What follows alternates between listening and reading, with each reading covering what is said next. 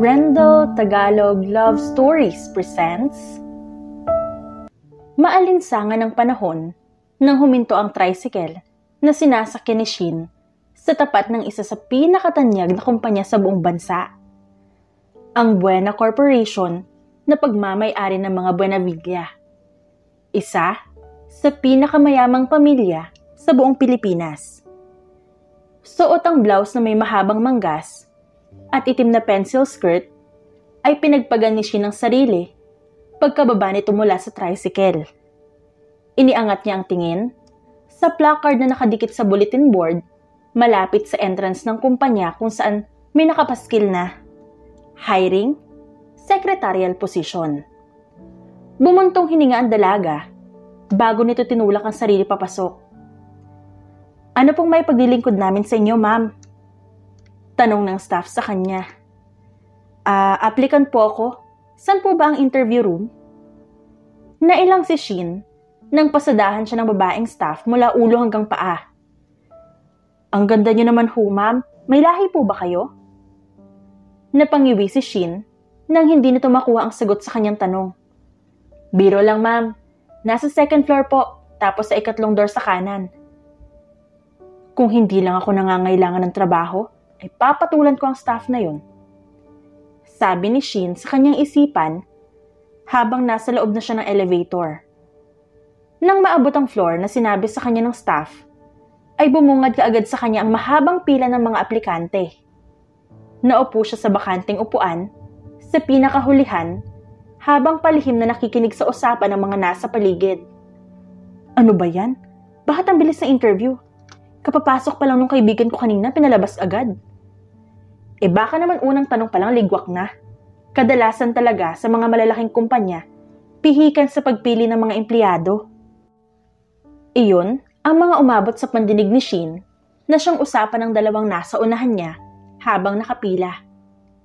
Hindi niya rin maiwasang ibaling ang tingin sa mga babaeng aplikante na kakapasok pa lang ay agad nang lumalabas. Ang iba sa mga ito ay umiiyak at ang iba naman ay bagsak ang balikat. Higit kumulang 1 oras nang tawagin na ang huling aplikante na nasa kanyang unahan. Kinakabahan si Shin dahil kapag natapos na yon, susunod na siya. Tagaktak ang kanyang pawis kahit pa fully air-conditioned naman ang silid. Wala pang 5 minuto ay lumabas muli ang isang aplikante na laglag ang balikat. Kahit pa hindi nila kilala ang isa't isa, tinapik ng babae ang balikat ni Shin.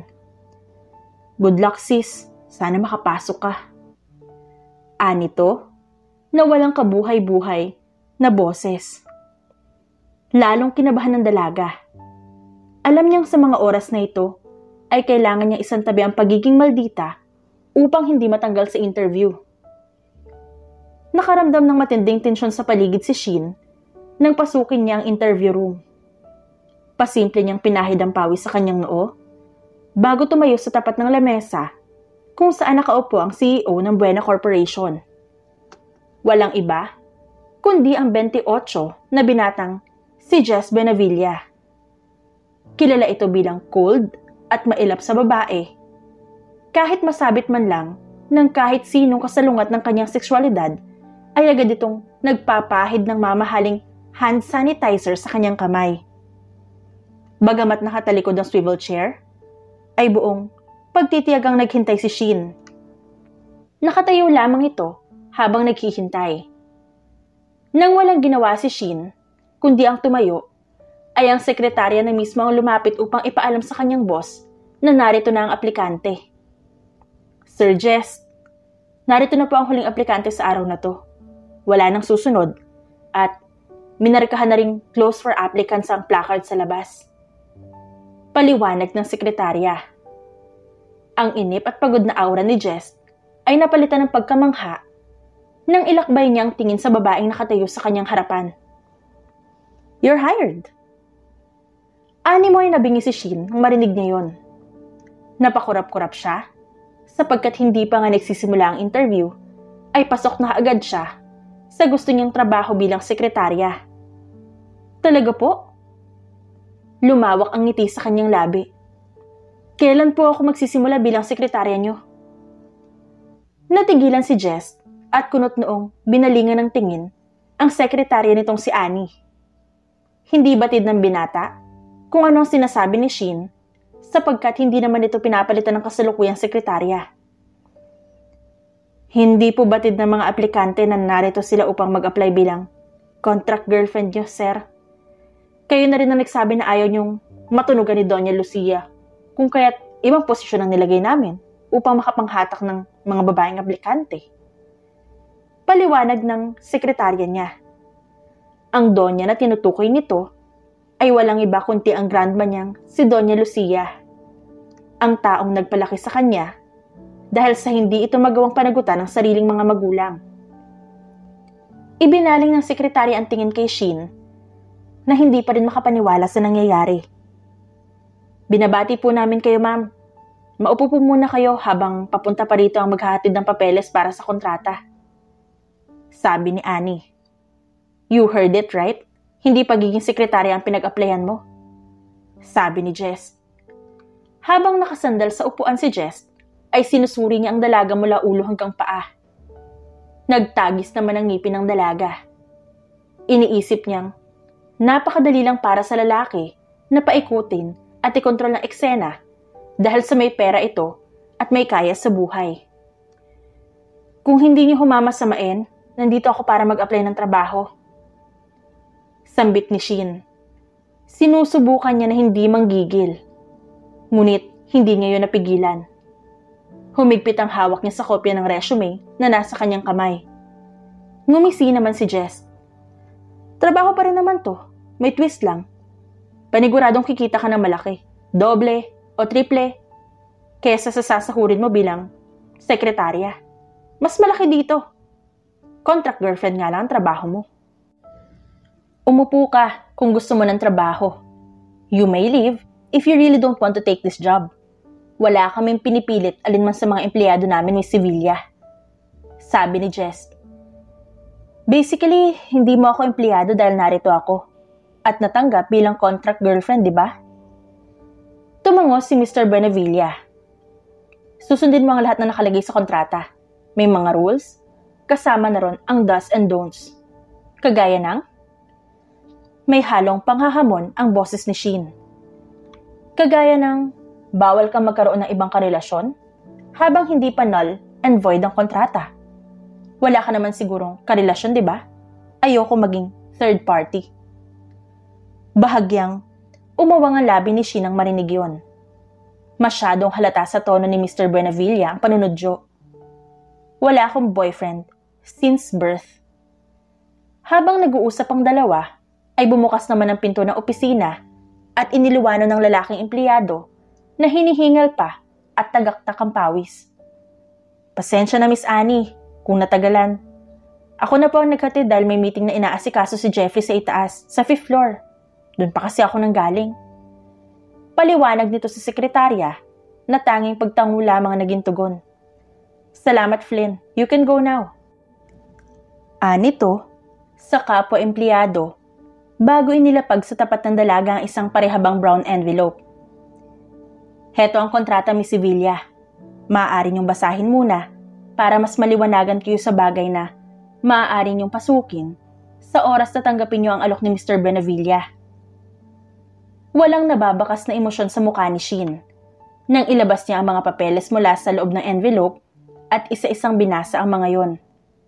Natigilan siya nang mabasa ang napakaraming benefits na maaari niyang makuha kung sakaling pirmahan niya ang kontrata at maging contract girlfriend ni Mr. Buenavilla sa loob ng 3 buwan. Maaari siyang makakuha ng condominium, cash na 1 milyon, at iba pang bagay na maaari niyang hilingin ay ibibigay kaagad niyon. Dahil nangangailangan ng pera bilang pantustos sa pag-aaral ng kanyang nakababatang kapatid, ay mas nanaig kay Shin ang kagustuhang makakuha ng trabaho. Alam niya sa sariling medyo naapakan ng pride niya na pinakaiingat-ingatan niya dahil sa matinding pangangailangan ng kanilang pamilya. Nasaan ang ballpen? Tanong ni Shin sa sekretarya. Sumilip naman ang ngisi sa labi ni Mr. Buenavilla nang mapapayag nito ang dalaga na maging contract girlfriend niya sa loob lamang ng 3 buwan. Pagulong-gulong sa papag at paulit-ulit ang ginagawa ni Shin. Hindi malaman ang gagawin kahit ngayong araw ay susunduin siya na isa sa mga driver ng kumpanya ni Jess para ihatid siya sa bago at sarili niyang kondo. 1 linggo ang palugit na binigay sa kanya ni Jess upang ayusin ang sarili bago ito sumabak sa pambihirang setup nilang dalawa. Nagising na lamang ang diwa ni Shin nang maamoy niya ang nasusunog na sinaing sa nakasaksak na rice cooker. Namura niya ang sarili dahil sa pag-iisip ng mga bagay ay nakalimutan niyang hindi pa palaluto ang kanin na sana ay aalmusalin niya. Sunog. Kainis. Paano na to? Nataranta na siya ng tuluyan. Binunot niya ang rice cooker. Matapos iyon, ay dumako naman ang tingin niya sa kumukulong takore na nakasalang naman sa apoy. Marami siyang nakalimutan dahil sa pag-iisip ng mga bagay tungkol sa pinirmahan niyang kontrata. Aray! Napadaing si Shin nang mapaso ang kanyang kamay sa lumalabas na kumukulong tubig mula sa takore. Napaatras siya nang bumangga ang kanyang likod sa matigas na bagay mula sa kanyang likuran. Hawak ng napasong kamay ay nilingon niya kung sino yon. At walang emosyon na mukha ni Jess ang nabungaran niya. Gumuhit sa kanyang mukha ang pinaghalong gulat at pagtataka. Halos nakalimutan na niya ang malaking paso sa kanyang pulso. Anong ginagawa mo rito? Paano ka nakapasok? Pabulyaw na tanong niya sa binata. What happened to your wrist? Malamig na tanong sa kanya ni Jess, ngunit agad niyang itinago sa likod ang parehong kamay. I said, what happened to your wrist? Matigas at puno ng pagtitimping ulit ng binata. Ano bang pakialam mo? Umalis ka na, bago pa kita isumbong sa tanod. Pagbabanta ng dalaga. I have the rights to be here. Boyfriend mo ko. Kung ayaw mong sabihin kung ano nangyari sa'yo, magbihis ka na. May party tayong pupuntahan. Tuluyan ang tinalikuran ni Jess si Shin nang wala itong makuhang sagot mula sa dalaga. Lumabas ito ng apartment dahilan upang doon ipinakawala ni Shin ang daing dahil sa hapdi ng paso sa kanyang pulso. Habang nasa labas si Jess, ay binilisan ni Shin ang pagkain at nagpunta sa banyo para maligo at magbihis. Batid niyang anumang oras ay maaaring bumalik ang binata kung kaya't sinasamantala niya ang mga oras na yon para ayusin ang kanyang sarili. Nahihiya rin nito na baka isipin ng binata na porket natanggap niya na ang bayad ay hindi na niya gagawin na maayos ang trabaho. Hindi mahilig mamili ng mga damit kagaya ng mga blouse, pantalon, gayakan at mga palamuti si Shin. Nag-iisa lang ang pares ng corporate attire niya at iyon ang palaging kanyang suot sa tuwing mag-a-apply ng trabaho. Bagaman fresh graduate sa kolehiyo mula sa kursong sekretarial, ay nahihirapan pa rin sa paghahanap ng trabaho si Shin dahil ang madalas na hinahanap ng mga kumpanya ay may mga experience na sa larangang natapos niya. Suot ang pulang palda na lampas hanggang tuhod, itim na halter neck, saka iyon pinatungan ng brown na blazer. Isinuot ni Shin sa kanyang paa ang stiletto na halos pasira na rin. Nag-iisa lang yon at wala na siyang pamalit. Paglabas ng kwarto, naabutan ni Shin na may kausap sa telepono si Jess. Nakapamulsa ito habang seryosong nakatanaw sa bintana ng apartment niyang kurtina lang ang nagsisilbing takip at nililipad pa ito ng hangin tuwing malamig ang gabi. Nang mapansin ang presensya niya ay binaba ng binata ang tawag. Pinagmasdan ni Jess ang suot ng dalaga mula ulo hanggang paa. Napangiwi siya nang wala man lang itong makeup. Ganyan lang susuotin mo? Kunot noong tanong sa kanya ng binata. Ano sa palagay mo? Wala ka namang sinabi na may pupuntahan tayong party ngayon. Napairap si Shin. Kung gusto mo, ay sasampal ko sa itong sandals ko. Bumuntong hininga si Jess bago binunot sa bulsa ang telepono. Yung sinabi ko sa iyo kanina, bilisan nyo. Anito, at agad binaba ang tawag. Let's wait for the shoppers to arrive.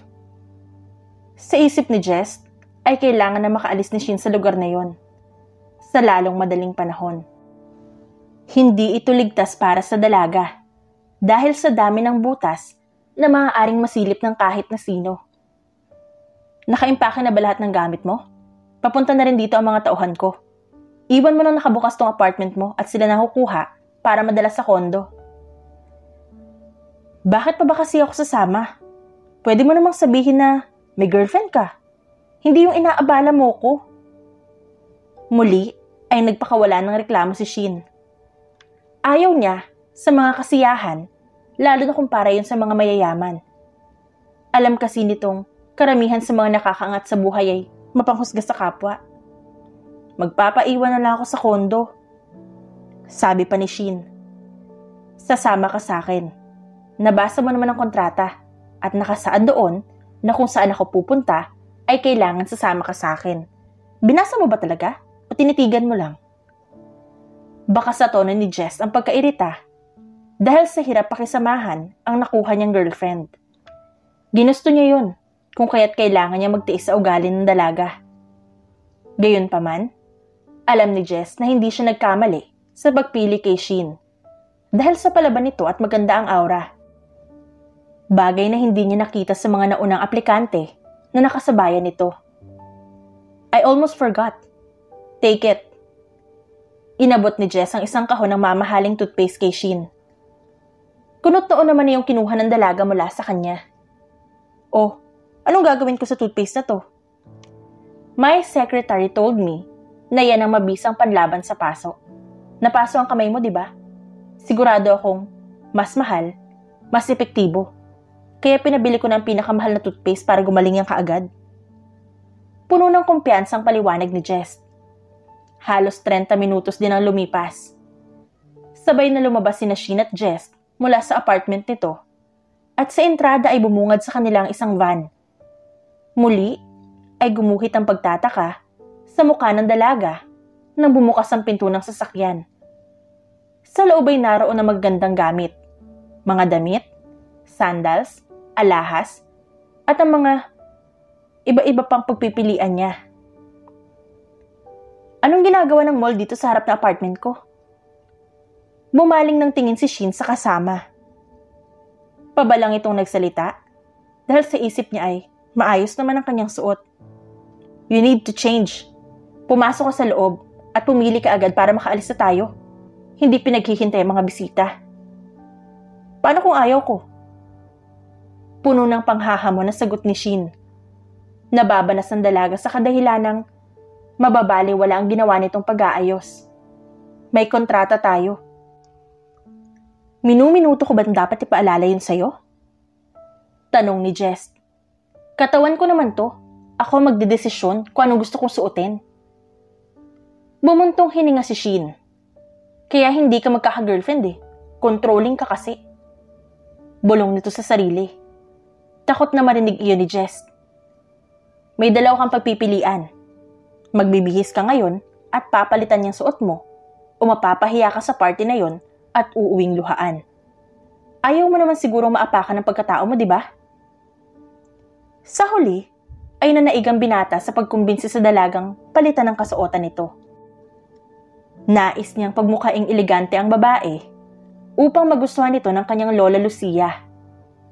Sa kalagitnaan ng biyahe, ay walang imika ng dalawa sa loob ng kotse. Parehong nasa backseat ang mga ito habang ang driver ng pamilya Benavilla ang nagmamaneho. Pumarada ang kotse sa hile-hilerang sasakyan ng mga naunang panauhin na dumating. Ang driver pa mismo ang nagbukas ng pinto para kay Jess. Bago pa man narating ang driver ang kabilang pinto upang pagbuksan si Shin, ay nakalabas na ito ng sasakyan at kasalukuyang nakatayo at nagmamasid sa mga bisitang mahinhin na naglalakad papasok sa loob kasama ang kanika nilang mga partner. Madalang lamang ang mga pumapasok roon na walang ibang kasama kundi ang kanilang mga sarili. Tara na! Animo ay napaso si Shin nang dumampi ang kamay ng binatang si Jess sa kanyang bewang upang sabay silang maglakad sa red carpet na nakalatag patungo sa loob ng malaking bahay na pinagdausan ng kasiyahan. Kuryente ang dumaloy sa buong kalamnan ng dalaga dahil ito ang unang beses na mayroong lalaking humawak ng ganun sa kanya. Anong kailangan kong gawin? Palihim na bulong ni Shin kay Jess. Just be yourself. You don't have to hide what you feel. Huwag ka lang gagawa ng gulo hanggang sa makauwi tayo. Pabulong na sagot naman ng binata sa kanya. Nagtagalang mainit at mabango nitong hininga sa leeg at tenga ng dalaga. Nawala ang pagguhit ng kaba sa loob ni Shin nang marahang pinisil ni Jess ang kanyang bewang senyales ng pagpapakalma nito sa kanya. Isang pisil mo pa sa bewang ko, uupakan kita. Banta niya rito. You're not even that sexy. Bulong ni Jess. Paki mo, hindi ka rin naman gwapo. Pakikipagbangayan nito sa binata. Kung gaano kaganda ang lugar sa labas, ay mas gumanda pa ito nang marating nila ang loob. Kumikinang sa kisame ang 3 malalaking chandelier. Mga palamuti, kasama na roon ng mga pilak na patungan ng mga pagkain sa lamesa. Lahat ng tingin ay nakapako lamang sa kanila. Lahat sila ay namangha, ngunit mayroong iilang bulong-bulungan ang nabuo dahil sa biglaang pagkakaroon ng kasintahan ng CEO ng Buena Corporation. Minadali na nga raw yan ng Doña Lucia, kaya biglang nagkaroon ng kasintahan. Huwag niyo sabihin sa akin na napulot niya lamang yan. Oo nga at may itsura, ngunit hindi pamilyar ang kanyang mukha sa akin. Iyon ang nagsilbing pulutan ng mga bisita. Iginiit ng mga ito na napulot lamang kung saan ni Mr. Buenavilla ang ipinakilala nitong kasintahan na walang iba kundi si Shin. Hindi ba nga at napaparito rin dapat ang mapapangasawa ng CEO na yan? Di hamak na mas kaaya-aya ang pinagbulan ng dalagang yun dahil siyang nag-iisang anak ng mga Belmonte. Siya nga, si Eloise Belmonte. Naku, gustong-gusto nga yun ng anak ko. Ang kaso, na ipagkasundo na ng kanyang ama sa iba. Balita ko ay mabait at kaaya-aya ang ugali ng batang yon. Sa loob ng silid ay yon ang iilan lamang ang nagkaroon ng lakas ng loob na pag-usapan ng magkasintahan. Sa kabilang banda, inabala naman ni Shin ang sarili sa pagkuha ng mga pagkain at inilagay nito sa pinggan ang kanyang mga nagugustuhan. Batid niyang marami ang nagbubulong-bulungan sa paligid, ngunit hindi niya yon pinagtuunan ng pansin. Sa kabilang banda naman, ay abala naman sa pakikipag-usap si Jess sa mga kakilala nitong negosyante, ngunit ang kanyang tingin ay nakay Shin pa rin, na ngayon ay abala sa food section. Hindi niya maintindihan ang sarili, dahil ayaw niyang may masamang mangyari sa kanyang kinikilalang kasintahan.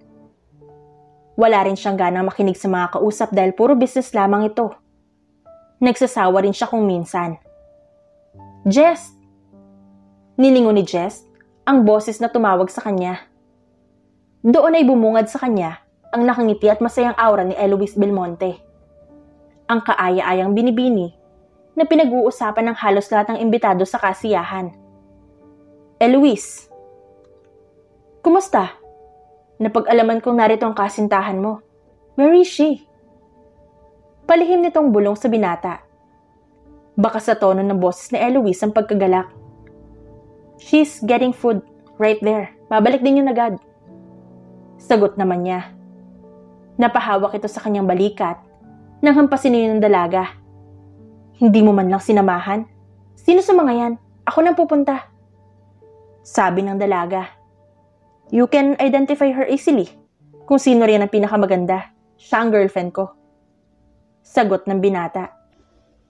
Hindi batid ni Jess kung bakit ganoon ang tono ng kanyang boses. Kahit pagkukunwari lang ang namamagitan sa kanilang dalawa ni Shin, ay hindi niya mapigilang ang kininang dalaga. Hindi pa niya ito nagawang ikumpara sa iba. Para sa kanya, wala itong katulad. Are you kidding me? That girl, wearing a red bodycon? Tumango si Jess sa kaibigan. Ang ganda niya! Tuwang-tuwa si Eloise at agad naglakad palapit kay Shin na hanggang ngayon ay pumipili pa rin ng dessert.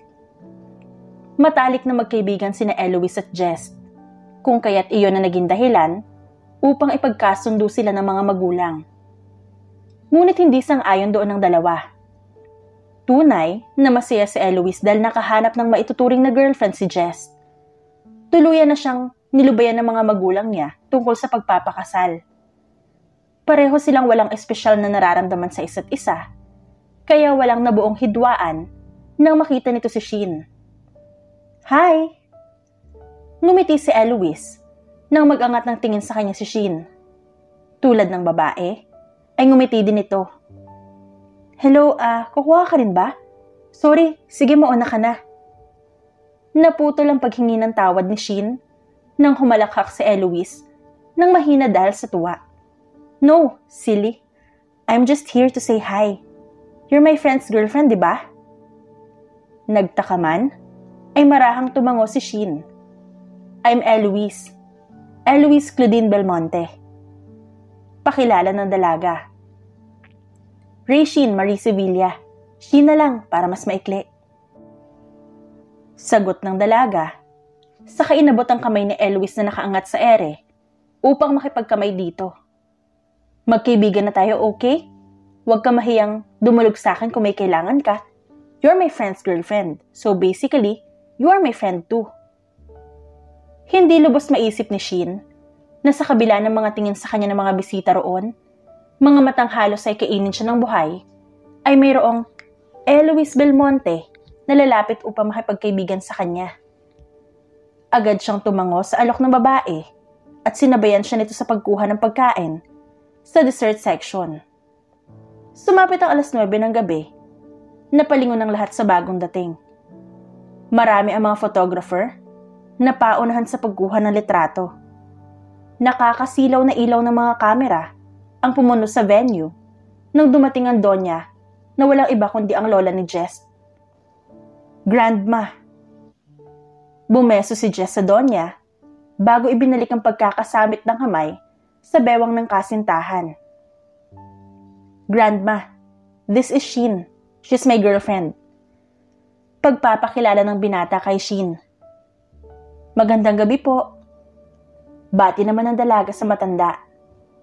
Tumaas ang kilay ng Donya nang suriin nito ang dalaga mula ulo hanggang paa. Hindi siya nito inimikan at sinenyasan lamang ang kanyang apo na kailangan nilang mag-usap. Eloise. Nagsilbing cue ang pagbanggit ni Jess sa pangalan ng kaibigan para pansamantala ay samahan muna nito si Shin habang wala siya. Tango ang nagsilbing sagot ni Eloise. Shin, dun muna tayo sa garden. Aya nito, saka hinila sa pulso ang dalaga. Doon pa lang, sa tingin pa lang ng Donya Lucia kay Shin, ay alam na nitong hindi siya gusto ng lola ni Jess. Alam niya hindi ito sang-ayon sa relasyon na meron sila ng kanyang apo. Shin, uuwi na tayo. Halika na. Nakapamulsang lumapit si Jess sa kasintahan nang tunguhin niya ito sa garden kasama ang kaibigang si Eloise. Uuwi na kayo kaagad? Nag-uusap pa kami, Jess. Sabi ni Eloise.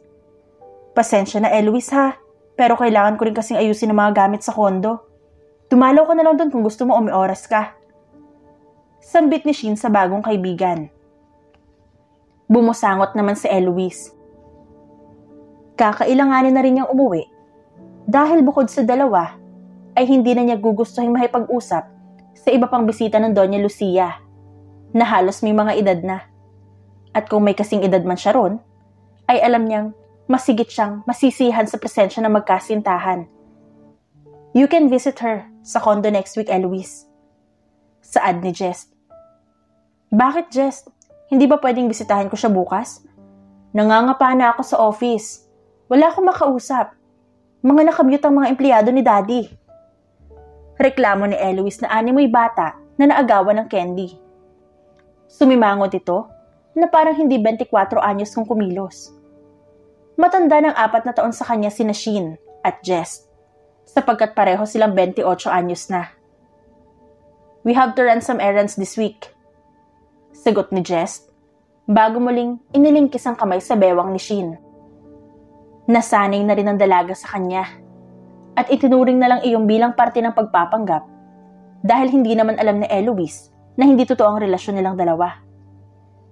Let's go, love. Tumango si Shin rito. Sasabay na ako sa inyo. Uwi na rin ako. Nababagot na wika ni Eloise, kung kaya't 3 silang dumaan kung saan mas sila pumasok kanina at dumiretso sa kanya-kanya nilang sasakyan. Take care, Shin. I'll pray for you guys to have a healthy sex life. Sigaw ni Eloise sa mga ito. Ipinarada ni Jess ang kotse sa car park ng condominium. Pareho silang bumaba nang hindi pinagbuksan ng pinto ang isa't isa. Kanina lang ay pinauwi ni Jess ang dapat sana ay driver nila para mag-isang hatid si Shin sa bago nitong kondo na matitirhan.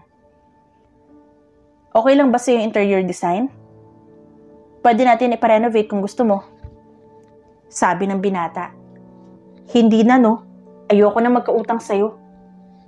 Matabang na bigkas ni Shin habang hinuhubad ang suot niyang sandals. Sa mga appliances, may gusto kang ipadagdag? Wala na nga sabi, Jess. Baka sa tono ng boses ni Shin ang pagkairita. Dumagdag pa sa galit niya ang pagkakaroon ng palto sa kanyang paa dahil sa takong. Hindi sanay ang dalaga sa pagsusuot ng ganon kahabang takong, kung kaya't naninibago ang kanyang paa dahil sa tagal niyang nakatayo roon sa party kanina. Hello, Eric. Bumili ka muna ng pwedeng gamot sa paltos. Oo, sa paa. Bilisan mo. Utos ni Jess sa kausap. Bumuntong hininga si Shin. Inabala mo pa yung tao. Gagaling rin naman to bukas. Sa susunod na party na pupuntahan natin, hindi muna ako magsusuot ng mataas na takong. Sabi ni Shin. Huwag kang mag-alala. Ikaw ang magbabayad sa bibilhin niya. Ayaw mo magkautang, di ba? Eh di pay for it. Umawang ang bibig ni Shin nang marinig ang sinabing iyon ng binata. Eh di para ko palang ibinabalik sa iyo ang pera mo. Bahagya itong natawa sa kaumiling-iling. Technically, yes. Bali walang sagot ni Jess sa kaprenting naupo sa sofa. Nakadikwatro ito habang nakatitig kay Shin na hinihilot ang sarili nitong paa. Nang mag-angat ng tingin si Shin, ay agad siyang umiwas ng tingin sa katumikhim. Pareho nilang narinig ang doorbell mula sa pinto. Tumayo si Jess upang buksan iyon. Hinayaan naman siya ng dalaga at sinundan na lang ito ng tingin. Habang nakatalikod si Jess, ay doon siya malayang pinasadahan ng tingin ng dalaga. Lalo pa itong namangha nang pasadahan ng binata ang kanyang buhok gamit ang mahahaba nitong daliri. Hindi maitatanggi ni Shin na nagwagapuhan siya rito. Maganda ang build ng katawan. May griegong katawan. Malalim na dimple sa kaliwang pisngi kung saan siya nakaharap. Makakapal nitong kilay, kulay abong mga mata, at ang maugat na kamay at braso, sapagkat kapit na kapit sa katawan nito ang suot nitong itim na button-down dress shirt. Done checking? Nabalik sa ulirat ng dalaga na magsalita si Jess. Naglalakad na pala ito papalapit sa kanya, bit-bit ang isang paper bag na may tatak ng isang sikat na pharmacy. Iangat mo ang paa mo kung saan may paltos para malapatan natin ang gamot. Seryoso nitong sabi na agad namang sinunod ni Shin. Namangha ang dalaga dahil sa kanyang nasaksihan. Sa yaman kasi ni Jess ay hindi niya inakalang marunong itong maglapat ng first aid. Nakatitig lang ang dalaga sa seryosong mukha ng lalaki habang ginagamot nito ang paltos sa paa niya. Magpahinga ka na hanggang bukas. Anito kay Shin. Ang akala ko ba may lakad tayo? Iyon ang sabi mo kay Eloise kanina. Paano ka makakalakad ng maayos dahil dyan sa pamamaga ng paa mo? Umirap sa hangin si Shin. Natawa lamang ito. Ang OA ha? Paltos lang to. Eh di hindi ako magsusuot ng sapatos o takong. Still no. Magpapahinga ka bukas at sa susunod na araw tayo aalis. That's final. Tumayo ito. Do you want me to stay? Tanong ng binata. Agad na umiling si Shin. Hindi na ako bata. Paltos lang to. At hindi nito kikitilin ng buhay ko. Umuwi ka na at baka hinahanap ka na sa inyo. I live alone. Wala maghahanap sa akin. Malamig na sagot ng binata. Tinanggal nito ang pagkakabotones ng kanyang dress shirt hanggang sa maaninag na ni Shin Ang dibdib nitong may kaunting buhok. Inabot ng binata ang iPhone nitong nakapatong sa lamesa bago muling ibinaling ang tingin kay Shin. I need to go now. Mag-ingat ka rito.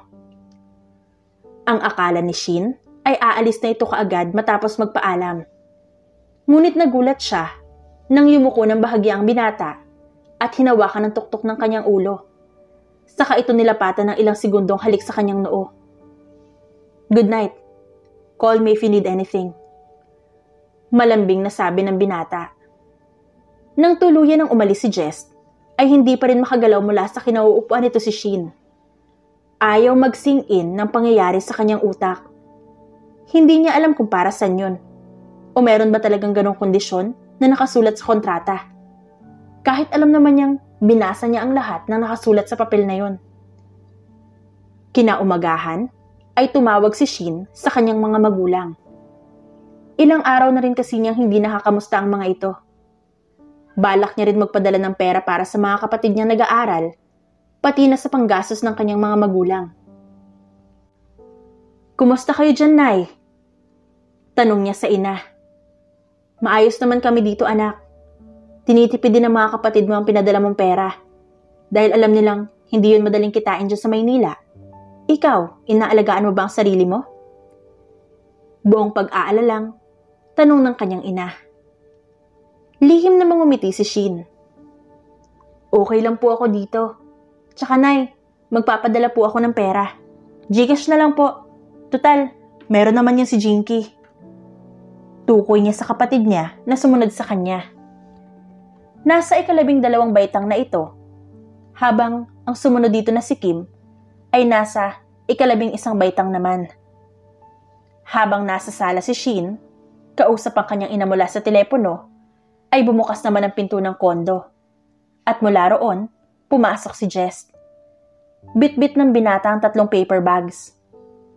Nang magkasalubong ang kanilang tingin, ay nauna itong nag-iwas at dumiretso na lamang sa kusina. Nay, tatawagan ko na lang po ulit kay mamaya. Ibababa ko na ho. Sabi ng dalaga sa ina. O siya, Shin anak, mag-iingat ka dyan. Bili naman ito sa kanya. Nang ibaba ni Shin ang tawag, ay sinundan nito ang binata sa kusina. Ano ginagawa mo dito? Sinabi mo kagabi bukas ang lakad, di ba? Baka sa tono ni Shin ang pagkairita dahil nawawala na siya ng privacy dahil sa ginagawang pagbuntot ng binata sa kanya. Bakit? Bawal bang dalawin ng girlfriend ko? Anito at baka sa tono ang panunuya. Aalis din ako agad. Dinalhan na kita ng pagkain. Marunong ako magluto. Hindi mo ako kailangan dalhan ng pagkain. Saka wala akong sakit para dalaw-dalawin mo rito. Kailangan mo muna magkasakit para valid ang pagdalaw ko. Then go ahead and get sick. Suhestyon ng binata. Winawalang niya mo ba talaga ako? Sambit ni Shin na animoy naghahamon ng away. Bumuntong hininga na lamang ang binata. So this is how I deal with women. Ano ka? Kahapon lang pinanganak? Ngayon ka lang ba nakakita ng babae? Hindi makapaniwalang umiling-iling si Shin bago pabagsak na umupo sa bakanting upuan. Ano pang tinatayo-tayo mo riyan? Kakain tayo, di ba? I already ate. Nakaw tingin ang ginawa ni Jess habang abala sa pagsubo si Shin. Sarap na sarap ito sa dala niyang pagkain na niluto pa ng mayordoma sa kanyang mansyon. Hindi mawari ng dalawa kung ano ang iniisip ng isa't isa. Kung kaya't pareho silang hindi nagsalita ng mga oras na yon. Nang matapos kumain si Shin, ay hinugasan nito ang sariling pinagkainan. Saka dumiretso sa sala kung saan naroon si Jess. Ano yan? Usyoso ng dalaga nang mamataan nito ang binatang may hawak na maliit na pulang box habang prenteng nakaupo sa pangtatluhang sofa. See it for yourself. Inihagis iyon sa kanya ni Jess na agad niya namang nasalo. Binuksan niyo ni Shin at bumungad sa kanya ang isang silver ring na may diamond sa gitnang bahagi nito bilang disenyo. Sa singsing na yon ay nakaukit ang maliit na letra ng kanyang pangalan. Para saan to? Hindi naman tayo ikakasal. Hindi ko to matatanggap. Pinutol ng binata ang kanyang sasabihin. Consider that as a gift. Regalo lang tapos singsing? Mamahalin to ah. Isasangla ko to. Biro ng dalaga. Gawin mo kung anong gusto mo. It's all yours anyway. Grabe ka gumastos ng pera, no? Kung ano-anong pinagbibili mo. Iba talaga kayong mga mayayaman. Nandiliit ang mga mata ni Shin habang sinasabi yon. Nakatitig lamang sa kanya si Jess. I don't spend. It's an investment. Sagot ng binata. Oh, bakit ka mag-invest sa akin, Aber? Mukha ba akong tumutubo? Mayroong kinuha sa bulsa si Jess at inabot yun kay Shin. Nalula ang dalaga nang buksan nito ang laman ng isang maliit na envelope. Nahihibang ka na ba talaga? Anong gagawin ko dito sa credit card? At bakit nakapangalan sa akin? Gulat na sigaw ng dalaga na makita ang nakasaad dito. Obviously, para sa'yo rin. Huwag mo na ibabalik sa akin, nahawakan mo na. Sabi ng binata. Natural, hahawakan ko. Inabot mo eh. Itatago ko to. Kapag natapos ng kontrata, ibabalik ko sa'yo. 3 buwan lang naman ang kontrata natin. Kung umasta ka, parang aasawahin mo ko. Irap ng dalaga. Natawa na lamang si Jess at umiling-iling. Walang ideya ang dalaga at ganun din siya. Pareho silang walang alam sa daloy ng pangyayari. Pareho nilang sinunod ang puso at isipan. Nang sumapit ang tanghali ay nagpaalam si Jess dahil may pupuntahan pa itong meeting. Naiwan muling mag-isa si Shin sa kondo niya, kaya napagpasyahan niyang lumabas para pumunta sa mall. Wala siya kailangang bilhin. Gusto lang niya makahinga dahil nasasakal siya sa tahimik na lugar.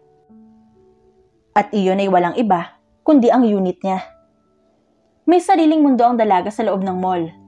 Habang naglalakad dito, hawak ang isang cone ng ice cream, may mga iilang nagagawi ang tingin sa kanya, lalo na ang mga kalalakihan. Shin? Isang lalaki nakasalubong niya pababa ng elevator. Naningkit ang kanyang mga mata. Pamilyar sa kanyang mukha ng binata. Dominic? Tumango ang binata. Lumawak naman ang kurba ng ngiti sa kanyang labi. Ikaw nga, kamusta ka na? Masayang tanong ng dalaga. Si Dominic ang isa sa mga kaklase ni Shin noong kolehiyo. Naging manliligaw niya rin ito. Ngunit nang hindi nagkaroon ng tsansang binata, ay nauwi na lamang sila sa pagkakaibigan. Ito, ayos lang. Ikaw, gumanda ka lalo. Saka sikat ka na rin. Kumunot ang noo ni Shin dahil wala siyang kaalam-alam. Dahil hindi naman niya nakahiligan ng pagtambay sa internet o manood man lang ng balita sa telebisyon. Sikat? Ikaw ang girlfriend ni Jess Benavilla, di ba? Kalat sa internet ang relasyon niyo. Congrats! Sa wakas nagka-boyfriend ka na. Nakangiting bati sa kanya ni Dom. Ikaw, may pamilya ka na ba? Mukhang marami-rami ang pinamili mo ah. Pag-iiba ni Shin ang usapan. Napakamot ulo na lang si Dominic. Hindi nito masabi sa kaibigan na under ito sa kanyang asawa. Oo, may asawa at anak na. Ikaw, mag-anak ka na rin. Biro sa kanya ng lalaki. Pilit nang umiti si Shin. Hindi nito alam ang sasabihin. Nang merong kamay na pumulupot sa kanyang bewang at humalik sa gilid ng kanyang mata. Hindi mo sinabing gusto mong lumabas. Sana nasundo kita. Bulong ni Jess sa kanya. Jess, anong ginagawa mo rito? Tanong ng dalaga. Nagbubulungan ng mga ito sa harap ni Dominic na hindi naman mapakali. Pakiramdam niya ay hindi na dapat siya manatili para pagmasdan na magkasintahan sa harapan niya. You are? Ibinaling ni Jess ang tingin sa kaharap. Dominic pare, hindi na ito nakipagkamay. Mauuna na ako sa inyo, Shin. Hinahanap na rin ako ng asawa ko. Tumango naman si Shin. Nice meeting you again, Dom. Ikamusta mo na lang ako sa misis at mga anak mo. Ngumiti si Shin bago siya nito nilampasan. Binaling niya ang atensyon kay Jess. Aso ka ba ng past life mo? Paano mo nalamang nandito ako? Men instinct. Tanging sagot ni Jess bago hinila si Shin upang sabay silang makapaglakad. May gusto ka bang bilhin? Ibinaling nito ang tingin sa paa ng dalaga. Bakit ka nakatsinelas? Masakit pa eh. Bukas okay na to. Baka pwede na ulit ako magsuot ng sapatos. Then let's buy you one. Sabi ni Jess na ikinagulat ni Shin. Ha? Wag na. Meron naman sa kondo. Yun na lang. Hindi na nakapalagang dalaga nang hilahin siya ng binata patungo sa shop kung saan naroon ang mga branded at mamahaling sapatos. Napanganga si Shin sa mga presyo. Kung normal ang trabaho niya ngayon, ay paniguradong hindi pa rin yung sapat. Mas gugustuhin pa niyang pumunta sa ukay-ukay para doon bumili. Matibay pa. At original din naman kahit nagamit na. Bakit ang mamahal? Hindi naman ito gawa sa ginto. Bulong niya sa sarili. Stop looking at the price. Pick what you want. I prefer you to choose from the boot section. Sabi ng binata. Saan ba kasi tayo pupunta bukas? Stop asking. And just pick what you want. Shin, ako naman magbabayad. Huwag mong alalahanin ng presyo at pera. Walang ganang saad naman ng binata. Huwag ka na muna umuwi. Magluluto ako. Baka gusto mong kumain muna. Sambit ni Shin, bago ito naglakad patungo sa kusina para mag-asikaso ng hapunan. Pero kung gusto mo na talaga umuwi, pwede ka na lumabas. Nakikita mo yung pinto? Bukas yan. Aniya, sabay turo sa pinto. You won't poison me? Kumunot ang noo ni Shin nang itanong sa kanya iyon ni Jess habang naghuhubad ito ng damit sa harap niya. Nanlaki ang mga mata ni Shin saka ito tumalikod agad. Bakit naman kita lalasunin? At saka, doon ka magbihis sa kwarto? Saan? Sa kwarto mo. Mas lalong umakyat ang dugo ng dalaga. Sa guest room. Sigaw ni Shin. Chill, naiinitan lang. Humalakhak si Jess at sexy naman yun sa pandinig ni Shin. Lakasan mo ang aircon kung naiinitan ka. Saka pwede ba? Umalis ka na at magluluto ako. Sigaw naman ng dalaga. Alright, magbibihis lang ako. Sambit ng binata, bago siya tinalikuran nang may nakapaskil ng ngisi sa labi. Natutuwa siya sa ginagawang pagtukso sa dalaga. Nakahinga naman ng maluwag si Shin nang makita niyang pumasok na sa guest room ang binata. Gamit ang sandok, ay tinikman niya ang lasa ng niluluto, pero hindi siya sigurado kung magugustuhan ni Jess. Kaya naman, hinanap ng mga mata niya ang binata upang ito na mismo ang tumikim sa lasa ng niluluto niya. Jess! Tawag niya sa binatang abala sa pagtitipa sa hawak nitong cellphone habang prenteng nakaupo sa sala. Halika, tikman mo to. Agad tumayo si Jess para lapitan si Shin. Walang emosyon niyang inabot ang sandok at dumampi ang kanyang palad sa kamay ng dalaga. Inaamin niyang isa sa pinakaayaw niya sa lahat ay mahawakan ng babae. Ngunit sa pagkakataong iyon, ay tila ba halos makalimutan niya na yon. Wala siyang pake kung mahawakan siya ng dalaga. Komportable siya sa dampi ng kamay nito. Hindi ba matabang? Umiling si Jess. Masarap. Talaga? Tumango ang binata. Sige, maglagay ka na ng mga pinggan at kakain na tayo. Wait, what? Halos mabingi si Jess nang utusan siya nito. Anong sinabi mo? Ulitin mo nga. Bingi lang, te. Sabi ko, maglagay ka na ng pinggan at maghahain na ako. Sagot ng dalaga. Hindi makapaniwala si Jess. Walang sino man ang nagtangkang mag-utos sa kanya. Sanay na siya palagi ang pinagsisilbihan. Ngunit sa pagkakataong iyon, ay walang imik niyang sinunod ang utos ng dalaga. Nang mga oras na yun, ay para bang nakalimutan ng dalawa ang estado nila sa buhay. Ano to? Anong gagawin ko sa bread slicer? Kunot noong tanong ni Shin nang mapansin niyang inilagay iyon ni Jess sa gilid ng kanyang pinggan. Mukha bang hinihiwang sabaw? Isn't that included in arranging dinner plates? Inosenteng tanong ni Jess. Plato, tinidor, at kutsara lang. Noted.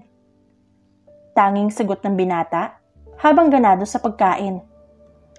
Hindi nito maitatangging masarap magluto si Shin. At para sa kanya, iyon na yata ang pinakamasarap na pagkain na kanyang natikman. Sa isip niya ay para lang silang mag-asawa na nagsasalo sa hapag. Mga iba nga tayo. Bakit ka nga ba nangangailangan ng contract girlfriend? Sa estado mo sa buhay, kayang-kaya mo na maghanap ng babaeng pakakasalan. Tumatanda ka na, no? Mag-asawa ka na lang. Suhestyon ng dalaga. Mag-asawa? Ulit ni Jess sa sinabi ng dalaga. Oo, mag-asawa ka na. Sa itsura ng lola mo, halatang uhaw na sa apo eh. Bigyan mo na kaya? Naubo si Jess dahil sa sinabing iyon ni Shin. Inabot niya ang tubig sa gilid ng kanyang plato, saka iyon ininom. Sinabi ko lang na mag-anak ka na, nabilaukan ka naman bigla, sabi ng dalaga. Tumitig sa kanya si Jess. It depends on the woman. Bakit? Ayos lang sa'yo, kahit sabihin ng babae na ayaw niya magkaanak? Tumango naman ang binata sa babae. Hindi ka magrereklamo? I won't. It's never easy carrying a child in your womb for 9 months. Hindi kita pipilitin. Walang prenong sagot ng binata. Sa pagkakataong iyon, ay nabilaukan naman si Shin. Si Jess ang nag-abot sa kanya ng tubig. Dahil nga namumula na, ay hindi na inabala ng dalagang tingnan kung kaninong baso yon. Dahil ang inabot sa kanya ni Jess ay ang basong ininuman nito kanina. Para ka talagang ewan. Hindi ako ang ibig kong sabihin.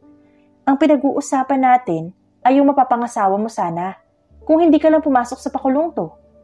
Bakit ka pa mag-hire ng contract girlfriend kung pwede ka namang mag-asawa ka agad? Mahabang sabi ni Shin. You know what? This won't make sense. Just continue eating. Uuwi na ako.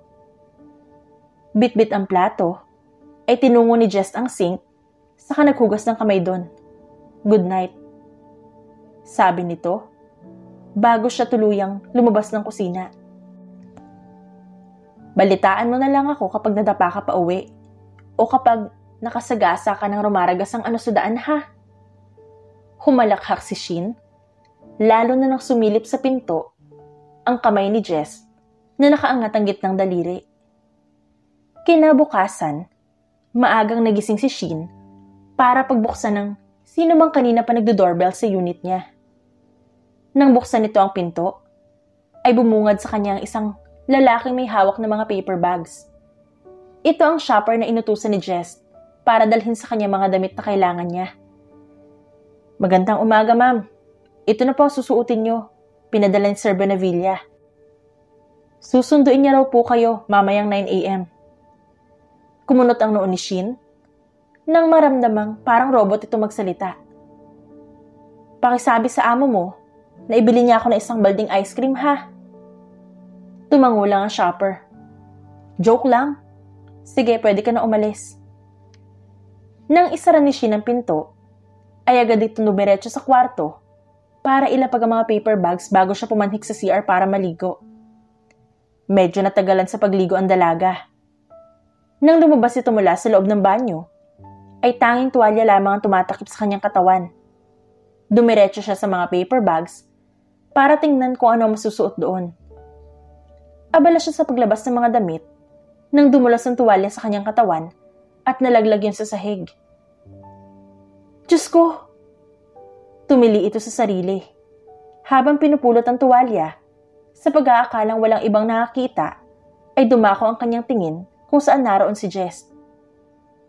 Animo ay natutop sa kinatatayuan ng binata habang hawak nito sa kanang kamay ang doorknob. Nakatitig sa hubot-hubad niyang katawan.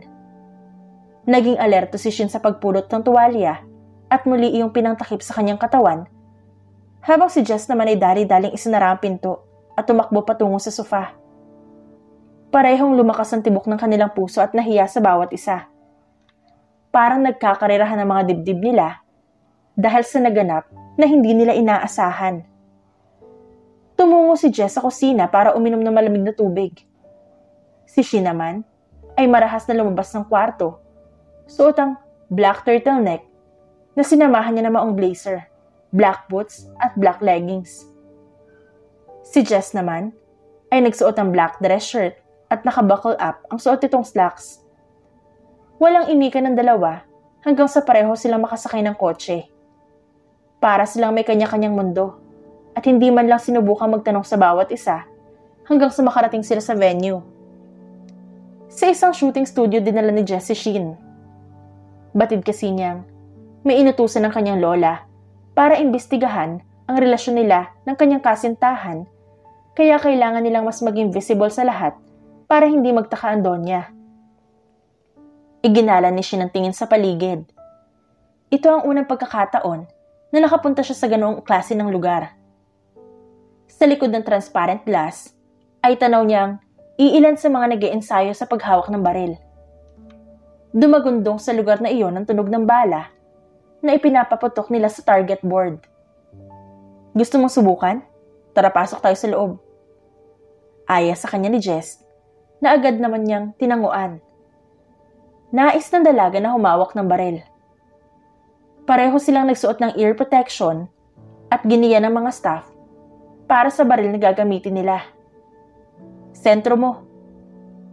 Napaurong ang dalaga nang hawakan ni Jess ang kamay nito upang isentro sa target. Kalmado lamang siya at hindi nagpakita ng kahit anong tanda ng pagkailang sa binata. Nang kalabitin nito ang trigger, ay tumama ang bala sa mismong target. Nice shot, sabi ng binata. Para patunayang hindi yun tsamba, muling kinasa ni Shin ng baril. Ibinaba nito ang harang sa kabilang lens ng glasses, gamit lamang ang hintuturo at isang kamay lamang inihawak sa baril. Animo ay sanay na ito nang muli niyang kinalabit ang trigger at tumama yun sa target sa pangalawang pagkakataon. Asintado. Bulong naman ni Jess bago sinabayan ng dalaga. Kumuha rin siya ng sarili niyang baril. Ilang minuto nilang ginugulang oras sa shooting. Nang lumabas sila, ay nakasalubong sa kanila ang Doña Lucia. Nagulat si Shin nang hindi inaasahang makikita nila sa araw na yun ang lola ng kanyang kasintahan. Grandma, what are you doing here? I heard that you're with your so-called girlfriend, Apo. Sagot ng kanyang lola. Napapikit ng mariin si Jess. We're just having fun, Grandma. Umuwi na kayo. I already warned you. Dumako ang tingin ni Doña Lucia kay Shin. I don't like you, Iha. My Apo deserves a woman better than you. But oh, darling, you're not even better. Walang prenong sabi ng matanda. Isang mahabang buntong hininga ang pinakawalan ni Shin. Ano naman ho kung ayaw niyo sa akin? Mahal ko naman ang apo niyo. Tanggap niyo man ako, hindi. Mahal ko pa rin siya. Umawang ang bibig ng matanda, ngunit agad umarko ang kanyang labi at nagpakawala ng maikli at eleganteng tawa. Hindi nangangailangan na maidang apo ko. Right, Jess? Grandma. Hindi nga ako nangangailangan ng maidang apo niyo. Pagmamahal ang kailangan niya. At kaya ko yung ibigay sa kanya. Matapang na sagot ng dalaga. Hindi makapaniwala si Jess na nasaksihan. Alam niyang palaban si Shin. Ngunit hindi niya inaasahang ipaglalaban siya nito. Magkano ba ang kailangan mo para layuan mo ang apo ko? Hindi ko maatim na makita siyang may kasamang babae na hindi libel sa pamilya namin. Soon, he will still marry Eloise Belmonte. Wala ka sa kalingkingan na mapapangasawa niya. Matamis na ngumiti ang Donya. Malaki-laki ho ang kailangan ko eh. May bibigay niyo kaya? Ngumiti ang Donya. Of course, kahit milyon pa o kahit magkano. Alisin mo lang ang pagkakakapit mo sa apo ko. Sigurado ho kayo? Mas malaki pa ho sana sa milyones. Sagot ng dalaga. Spill it, iha. Magkano ang kailangan mo? Kailangan ko po ang apo nyo. Hindi ba ibibigay niyo sa akin kahit ano? Si Jess ang ibigay niyo sa akin. Sumilip sa labi ng dalaga ang isang matamis na ngiti nang manlaki ang mga mata ni Donya sa sinabi niya. Paano ho? Dadalhin ko na po itong gusto ko na bigay niyo sa akin. Tara na. Hinila ni Shin si Jess na agad namang nagpatianod sa kanya. Lumabi ang dalaga na makasakay na sila sa loob ng kotse. Ikinabit nito ang sariling seatbelt. Huminga ng malalim si Shin bago impit na humalakhak. Grabe! Kay Eloise ka pala dapat ikakasal? We're good friends. Tanging sagot ni Jess. Mahirap yung ginawa ko Pinaglaban kita. Dapat matuwa ka sa akin. Ba't ka nakasimangot dyan? You didn't mean it? Pagdadalawang isip na sinabi ni Jess. Sira ka ba? Syempre hindi. Sinusunod ko lang yung sa kontrata. Girlfriend mo ako, di ba? Pinutol ni Jess ang distansya sa pagitan nila ng dalaga. At agad itong siniil ng halik. Natutop sa kinauupuan nito si Shin at nanlaki ang mga mata. Iginalaw ni Jess ang kanyang labi hanggang sa dahan-dahan itong sinuklian ng halik ng dalaga. Ilang minuto silang nanatili sa ganoong posisyon hanggang sa matauhan si Shin at itinulak nito palayo si Jess bago sinuntok sa muka. What the hell? Bakit mo ako sinuntok? Gulat na sigaw ni Jess. Walang hiya ka pala. Sino sa atin ang nangnakaw ng halik? Muli nitong sinuntok sa dibdib ang binata na agad namang namilipit sa sakit. Gamit ang sling bag, ay inihampas niya rin iyon sa ibabang gitna ng binata dahilan upang dumaing ito dahil sa sakit. Paano kung hindi ako magkaanak? Sigaw ng binata. Huwag ka nang mag-anak at puro kawalang yaan lang naman ang matututunan sa'yo. Sigaw naman ni Shin. Aanakan pa rin kita. Giit ng binata dahilan upang lumabas ng kotse ang dalaga at pasalampak na sinara ang pinto ng kotse. Naglakad ito at mag-isang pumara ng taxi pa uwi. Isang linggo na magmula nung huling nagkita si Shin at Jess. Hindi naman ito nalugmok sa loob ng kanyang unit dahil nagpupunta roon si Eloise para bisitahin siya. Nasaan ang singsing mo? Tanong ni Eloise dito habang pinagmamasdan itong nakhihiwa ng pansahog sa gulay si Shin. Anong singsing? Yung binigay sa'yo ni Jess. Hindi ba niya binigay sa'yo? Gosh! Sayang palang paglalaan ko ng oras sa kanya nun. Alam mo bang inabala ako ng boyfriend mo? Isinama niya ako sa jewelry shop para tulungan siya sa pamimili. Wala naman kasi siyang alam tungkol sa babae. Hindi ba talaga niya binigay? Sunod-sunod na saad at tanong ni Eloise. Nasa akin naman, itinago ko lang sa drawer. Simpleng sagot ni Shin dito. Lumabi si Eloise. How did he propose to you? Huh? Gift lang daw niya yun sa akin. Anong propose ang sinasabi mo? Takang tanong ng dalaga sa kaibigan. Humalakhak si Eloise. Gosh, I like you so much, Shin. Muli itong tumawa. Sorry ha, pero mas straight pa ako sa ruler, Eloise. Sagot naman ni Shin. Mas lalong natawa ang kaibigan. That's not what I meant. Ang ibig kong sabihin ay gustong-gusto kita bilang kaibigan. Ang saya ko nga nung nalaman kong may girlfriend ng fiancé ko sana. Hindi ako kagaya ng ibang babae na magpapatali lang ng basta, no? Hindi ko type ang boyfriend mo. Sabi ni Eloise. Hindi namin pinag-usapan ang pagpapakasal. Dahil 3 buwan lang naman itong pagpapanggap namin. Dugtong ni Shin sa kanyang isipan. Why? Match nga kayo eh. Sobrang palaban ka. Ganon din si Jess. Wala nang makakasira sa relasyon yung yan. Nagpapanggap lang kami, Eloise. Hindi na nakapagpigil si Shin at tuluyan na yung lumabas sa kanyang bibig. Contracted girlfriend lang ako. Pag-amin niya. What? Bakas ang pagkagulat sa reaksyon ni Eloise. Anyway, may lakad pa pala ako, Shin. Hindi na pala ako magtatagal. Kumain ka, okay? Teka, hindi ka na rito maghahapunan? Umiling si Eloise, saka ito hinalikan sa pisngi. I'll go now. Paalam nito. Mag-isang kumain ng hapunan si Shin sa loob ng kanyang unit. Nang bumukas ang pinto, iniluwanan ng lasing na si Jess.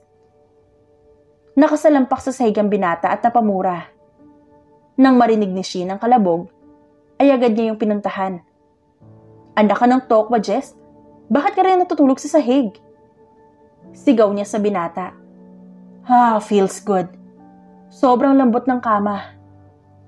Anang binata, habang nakadapa at dinadama ang papag na kinahihigaan niya. Kumapit ka sa akin, dadalhin kita sa guest room. Iritang hinatak ni Shin ang binata. Hindi niya ito kayang kargahin, kung kaya't nag-animoy map si Jess nang buong lakas niyang hilahin patungo sa guest room. San mo ko dadalhin? Nahihirapang tanong sa kanya ng binata dahil sa kalasingan nito. Babe, saan mo ko dadalhin? Sa guest room. Saan? Sa guest room nga.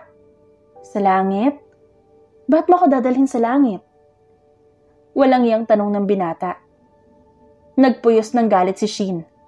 Binitawan niya ang binata at hinayaan niya itong matulog sa sahig dahil sa inis niya rito. Wala siyang ginawa at hinayaan lamang si Jess na komportableng nakahiga sa harap ng pinto ng guest room. Gumising ka dyan at nang malaman mo kung anong klaseng kamay ang kinahihigaan mo. Nakapamewang nitong sabi habang nasa paanan siya ng binata, nakatayo. Iinom-inom ng marami, tas hindi naman pala kayang umuwi. Dito pa talaga pumunta para mambulabog. Reklamo niya, bago bumalik sa kusina para tapusin ang naudlot niyang paghuhugas ng pinggan. Shin, I can't stand. Paungol na sabi ng binata habang nakadapa sa sahig. Kung hindi ka makatayo, gumapang ka na lang. I need to pee. Hindi pa pwedeng umihi ka na lang sa pantalon mo? Naiinis ng sigaw ni Shin. Bumuntong hininga ang dalaga at naghugas ng kamay. Tinungo niya si Jess at inalalayan ito para makatayo. Amoy alak ka talaga, leche. Konti lang naman. Sinisinok pa ito. Bago pa man nila marating ang banyo. Kaunti lang ininom mo, pero halos hindi ka na makatayo. Kapag talaga lasing nagiging sinungaling, tumayo ka na mag-isa at umihi ka riyan, lalabas na ako. Iiwan niya na sana ito, ngunit bigla itong nanghina at sumampas sa kanya. Binaon ni Jess ang kanyang muka sa balikat nito. I can't. Unzip my pants, please. Huwag mo akong susubukan, Jess. Pumapatol ako sa lasing. Kaya kitang sunpukin sa panga. Kaya tumayo ka ng maayos at sa labas na ako maghihintay. Sagot ni Shin. Humugot ng hangin si Shin matapos itong pabagsak na inihiga si Jess sa kama. Tinanggal niya ang pagkakabotones ng suot nitong dress shirt dahil sa mukha na itong naliligo sa sariling pawis. Hinayaan niyang walang suot na pang itaas ang binata dahil wala nga naman itong iniwan na kahit anong damit sa unit niya. Matapos iyon, kumuha siya ng maligamgam na tubig para ipainom kay Jess upang kahit paano ay mahimasmasan ito. Uminom ka muna ng tubig. Is that a distilled water? Nagawa pang magtanong ng binata. Kahit lasing ka na, ang arte mo pa rin no. Malinis yan. Nasaan pa ang cellphone mo? Para matawagan ko yung shopper mo. Wala kang damit dito. Sabi ni Shin. In my pocket. Nanghihinang sagot ng binata. Kinuha ni Shin ang telepono upang tawagan ang shopper ni Jess. Hello? Ibili mo muna ng damit ng amo mo. Nandito siya sa unit ko at naglulumpasay sa kalasingan. Hindi na makatayo. Mukhang baldado na. Matapos itong kausapin ng shopper, inilapag ni Shin ang telepono sa tabi ng lampshade. Kumain ka na ba? Umiling naman ang binata. Dito ka na muna, ipagluluto kita ng lugaw. I don't eat that kind of food. Sa ayaw mo at sa hindi, kakain ka. Diyan ka lang, huwag kang aalis. Hindi man aminin ni Shin, ay alam niya nag-aalala pa rin siya sa binata. Kahit pa kung minsan, ay kumukulo ang dugo niya rito. Ipinagluto pa rin niya ng lugaw si Jess. Saka ito bumalik sa kwarto para pakainin ng binata. Lasing lang ako, Shin. Wala akong sakit. Kaya bakit mo ako pakakainin yan? Ayoko niyan. Pilit na, isinusubsob ni Jess ang mukha sa unan. Di inamin mo na nga na hindi ka talaga lasing. Umupo ka at kainin mo to. Alam mo ba nakakamatay ang pag-inom ng alak habang walang laman ng tiyan? I've been doing this for years. Buhay pa naman ako. Oo nga. Kasi naman, matagal mabuhay ang masasamang damo. Kaya tingnan mo, hindi ka pa mamatay-matay. Kakain ka ba o kakainin kita? Kumurba ang ngisi sa labi ng binata. Oh babe, eat me please? Baka sa tono nito ang panunodyo. Bahala ka nga. Kung gusto mo matulog ka na, inaantok na rin ako. Lumabas si Shin sa kwarto at inilagay na lamang ang lugaw sa loob ng ref bago siya pumasok sa sarili niyang silid para matulog. Kinabukasan ay naalimpungatan si Shin nang may umuyugig sa kanyang balikat. Wake up, may lakad tayo. Panggigising ng binata sa kanya. Ano ba, Jess? Patulugin mo muna ako. Inis nitong nagsaklob ng kumot. 5:00 na ng hapon. Tatayo ka rin o papatungan kita. Banta ng binata. Mabilis naman sa 4:00, bumangon si Shin at bumangga pa ito sa binto ng banyo dahil sa pagmamadali. Hey, are you okay? Dinaluhan nito ni Jess at hinawi ang pagkakahawak ng dalaga sa noon nito. Maligo ka na. Lalagyan natin yan ng band-aid. Ano ba? Buko lang to.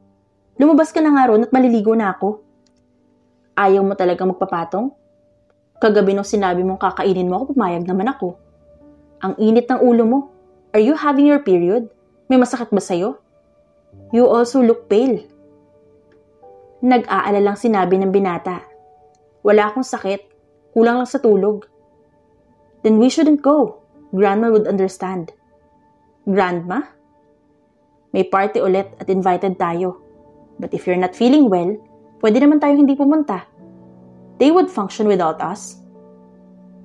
Umiling si Shin. Pupunta tayo. Hintayin mo na lang ako sa labas. Tumango si Jess. Nasa sofa na ang susuotin mo. I'll wait for you outside. Isang purple backless fitted dress ang laman ng box na nasa ibabaw ng sofa. Manipis na strap lang ang kumakapit sa balikat ni Shin. Elegante itong tingnan at namangha pa siya sa kanyang sarili ng pagmasdan niya ang refleksyon sa harap ng salamin. Hindi na rin gaanong masakit ang paa ang pagkakastrap ng sandals na suot niya. Naninibago lang siguro noong una at ngayon medyo malapit na itong masanay. Nang lumabas sa kwarto si Shin, sinalubong siya ng mapanuring tingin mula kay Jess. Ngumiti ito sa kanya, dahilan upang lumitaw ang nag-iisa nitong dimple sa pisngi. Hindi makapaniwala si Shin dahil sa sobrang preso tingnan ng binata ay parang hindi ito nalasing kagabi. Wala man lang hangover at mas nauna pa itong nagising sa kanya. Are you okay with the sandals? Does it still hurt your feet? Umiling si Shin sa tanong ng lalaki. Nanibago lang siguro noong una. Sa loob ng sasakyan ay prenteng umupo si Shin. Habang nakakabit ang seatbelt ay may palumpo ng bulaklak ang lumitaw sa harap niya. Anong gagawin ko dyan? Nagtataka niyang tanong. It's for you. Sagot ni Jess.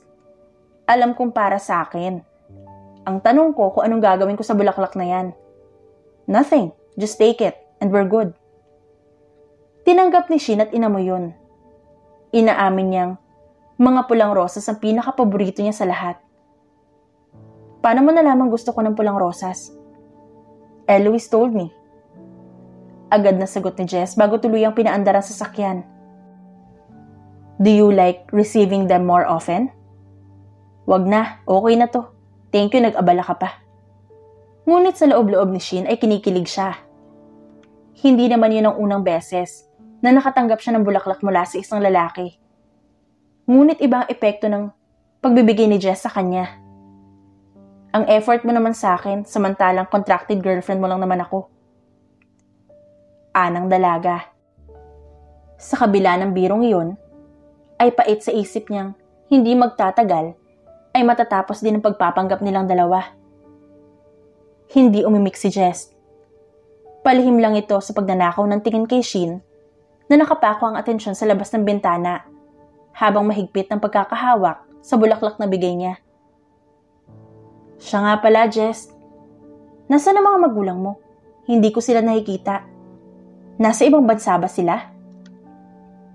They're both gone. They got involved in a car accident when I was young. None of our relatives had the guts to adopt me, kaya si grandma ang kumuha sa akin. Sagot ni Jess. Ganun ba? Sorry, dapat di ko na tinanong. It's fine. Simpleng sagot naman ni Jess. Bumalik sa katahimikan ng loob ng kotse. Nang dumaan ang ilang minuto, binasag ni Jess ang katahimikan na yon. Shin. Bakit? I would like to know, kung hindi ba sa ganitong paraan tayo nagkakilala, magugustuhan mo kaya ako? Puno ng pag-asa na tanong ni Jess. Nilingon naman siya ng dalaga at ipinukol sa kanya ang nagtataka nitong mga mata. Hindi ko alam. Sa totoo lang, wala naman akong kahit sino nagustuhan kaya hindi ko alam. Pero isang beses, medyo isang dekada na rin na lumipas, may nagustuhan akong lalaki.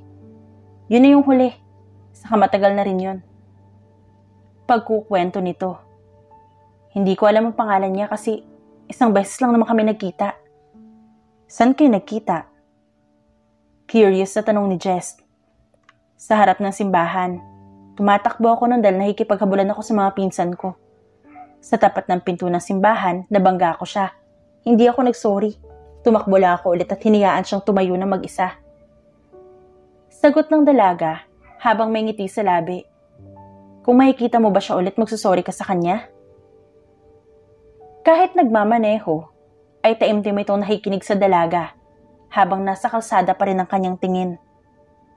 Hindi ka ba hihingi ng tawad?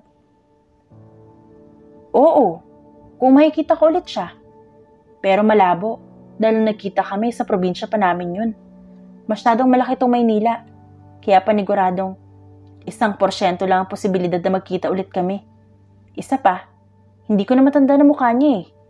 Pero alam kong mabait, gwapo, maputi at maganda ang mga mata niya. Pareho nga kayo ng kulay ng mata eh. Kulay abo. Mahabang sabi ni Shin. Talaga? Sumilip ang kinang sa mga mata ng binata. Napangiti naman si Shin nang maalala niya ang pangyayaring iyon. Ang huling beses kung kailan siya nagkagusto sa isang lalaki. Siguro, sobrang gwapo na nun ngayon. Kapag nagkita kami, yayakapin ko talaga siya. Natawa naman si Jess. Alam mo ba ang pangalan niya? Hindi nga sabi. Basta ang alam ko, gwapo siya.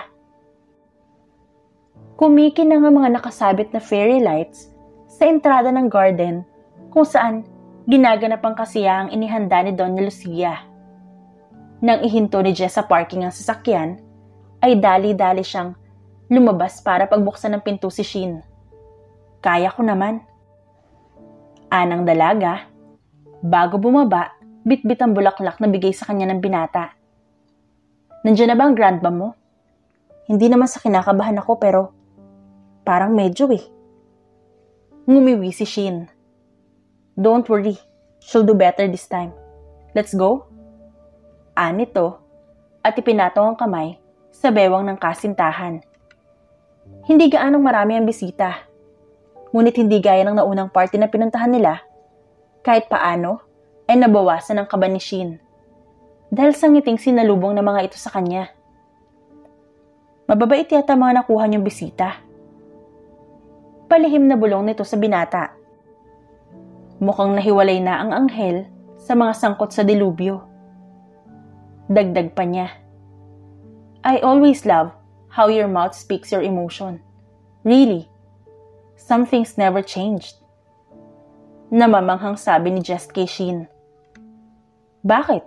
Nagkita na ba tayo sa past life ko? Umiling-iling si Jess, ngunit gumuhit sa kanyang labi ang isang matamis na ngiti. Good evening, ladies and gentlemen.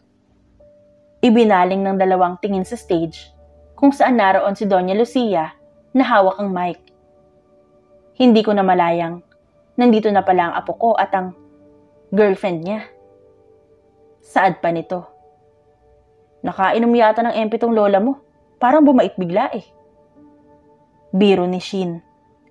Listen to her. We'll have a storytelling before the real party starts.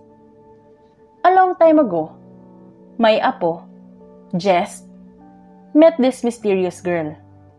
He hates the countryside so much, but when he met the girl, nagtaka ako dahil ayaw niya nang umalis sa lugar na yon. And that girl was probably the reason why. May halong humor na pagkakasabi ng Donya, dahilan upang ilan sa mga bisita ay mapangiti. He told me that the girl bumped into him in front of the church. He even said that they were destined to be together. Kumunot ang noo ni Shin habang nakikinig sa kwento ng Donya.